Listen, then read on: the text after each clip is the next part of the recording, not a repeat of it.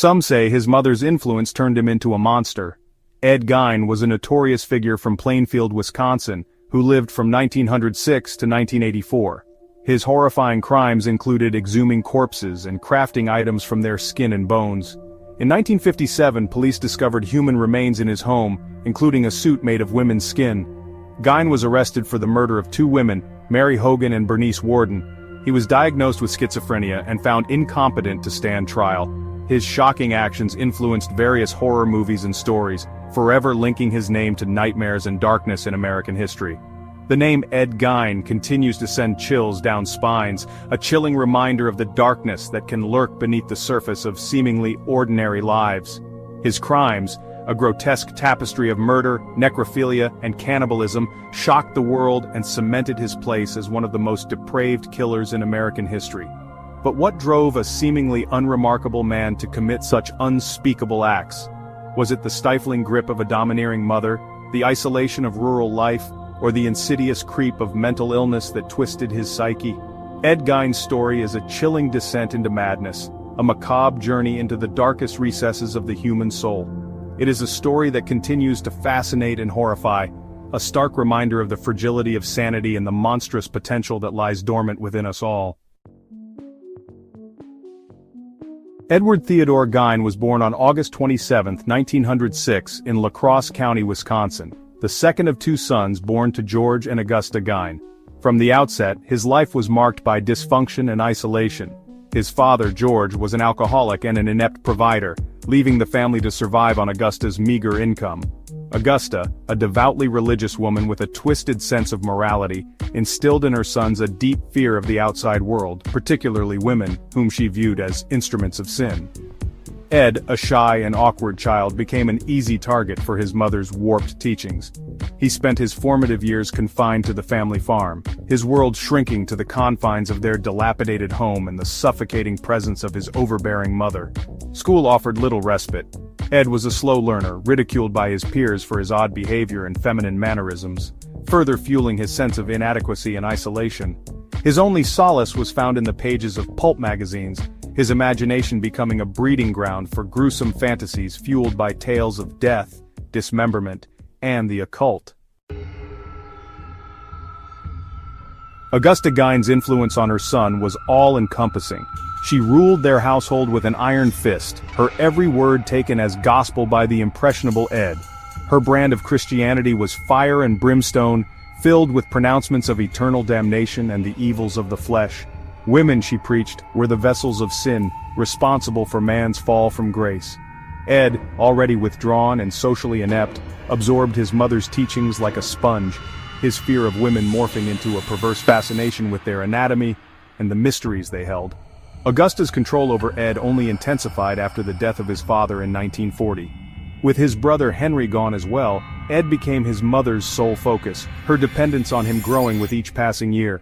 He tended to her every need, his own identity dissolving further into hers.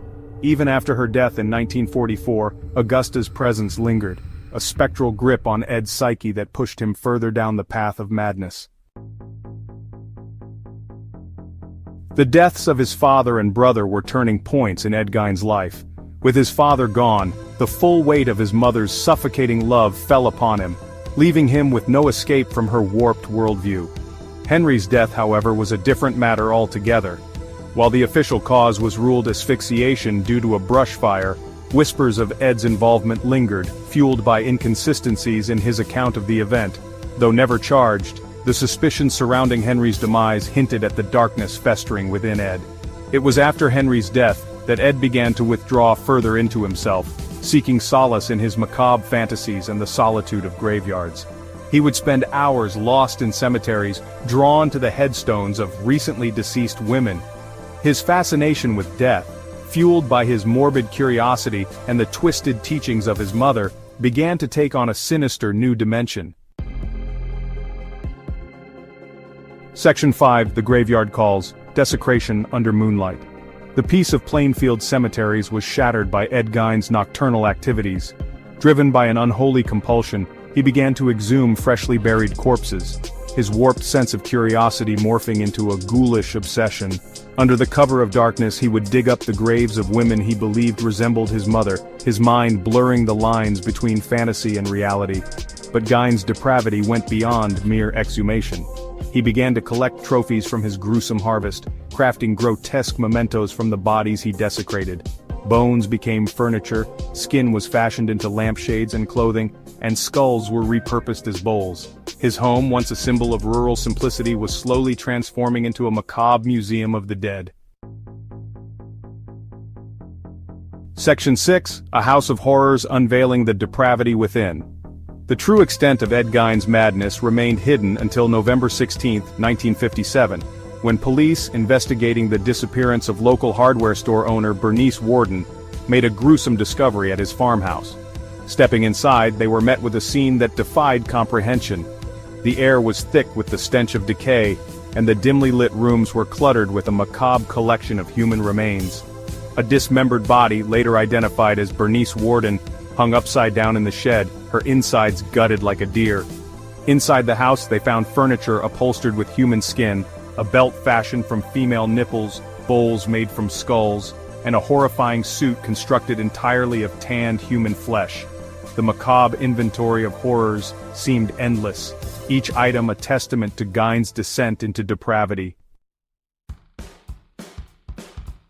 Section 7. Captured. The walls close in.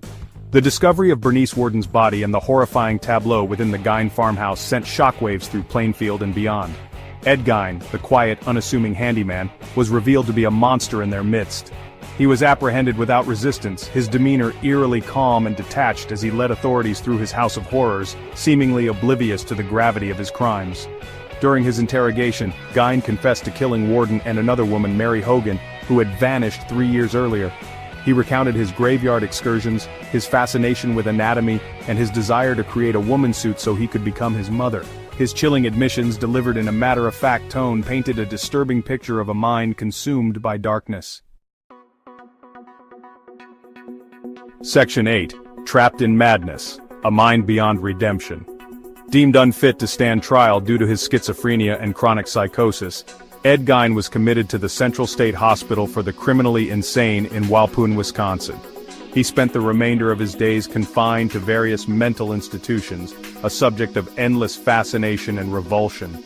Doctors struggled to penetrate the wall of delusion that shielded Gein from the true horror of his actions.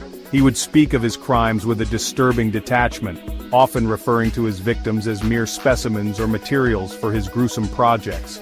At other times he would claim innocence, blaming his actions on an unknown entity, or a malevolent force that had taken control of his body. Gein's mental state remained a chilling enigma, a labyrinth of delusion and depravity that defied easy explanation. Section 9. The Legacy of a Monster, Gein's Enduring Shadow. Ed Gein died of heart failure on July 26, 1984, at the Mendota Mental Health Institute in Madison, Wisconsin. He was 77 years old. His death marked the end of a life defined by darkness, but his legacy continued to cast a long shadow over popular culture. The gruesome nature of his crimes, the chilling details of his house of horrors, and the unsettling image of a man who made trophies of the dead became the stuff of nightmares, inspiring countless books, films, and songs. From Norman Bates's twisted relationship with his mother in Alfred Hitchcock's Psycho, to Leatherface's grotesque mask in the Texas Chainsaw Massacre, Gein's influence can be seen in some of the most iconic horror films ever made. His crimes tapped into a primal fear, a visceral revulsion at the violation of death and the desecration of the human form. Ed Gein, the Butcher of Plainfield, may be gone, but his name remains synonymous with the darkest impulses of humanity. A chilling reminder that sometimes the most terrifying monsters are not found in the shadows, but in the mirror of our own souls.